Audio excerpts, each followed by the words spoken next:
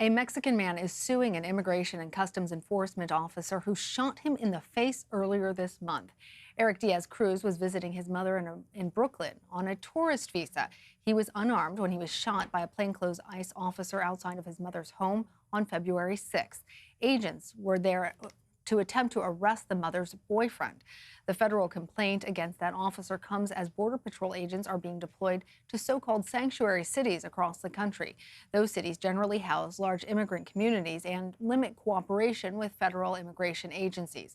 The Trump administration has been feuding with sanctuary cities since he first came into office.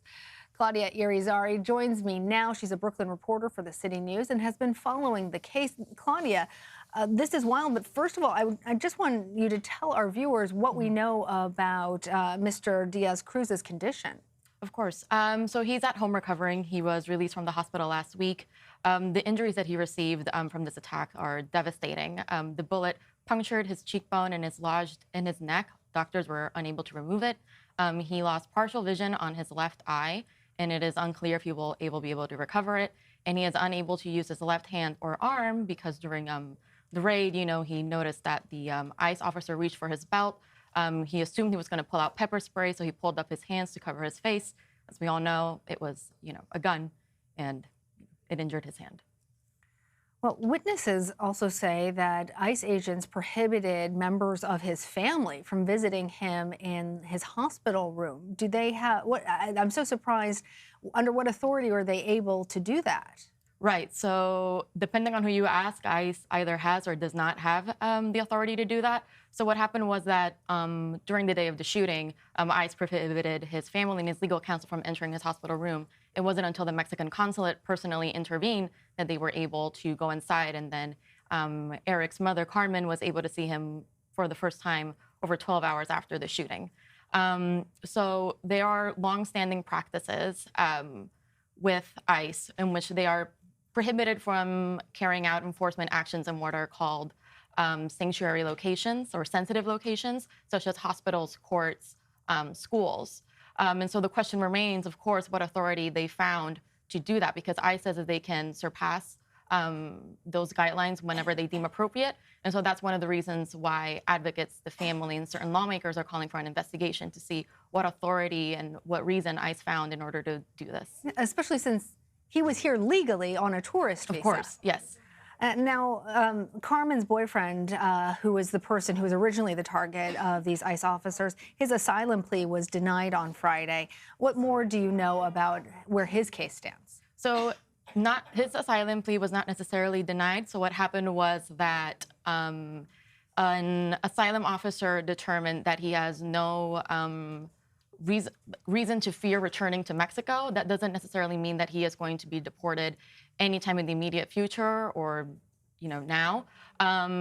Essentially, it wasn't obviously the response that the family was hoping for, but there are still, many steps in his case, and we'll see how it carries out. But it's still a long ways away until a final decision is made in his case. So in the intro, Claudia, I was talking about President Trump and his ongoing feud with sanctuary cities. What is the latest in that struggle?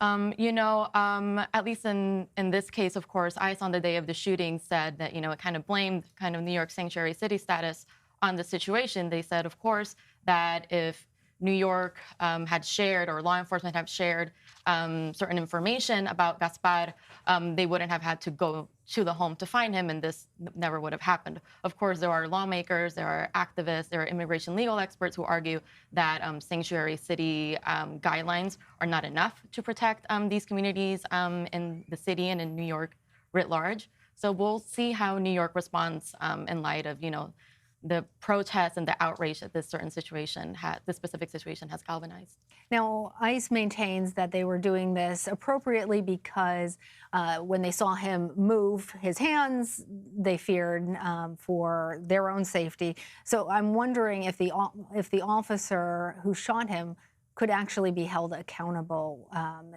either legally or, as we mentioned, the tourist is now suing this ICE officer. So two things. So ICE is conducting an investigation into this. I know that they said on the day of the shooting that the officer acted in self-defense. We'll see what the results of the investigation actually, carry out.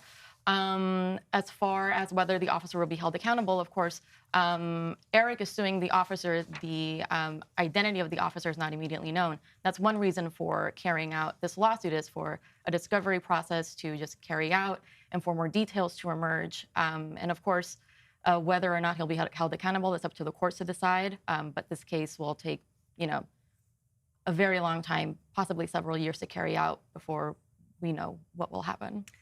Claudia Irizarry, thank you.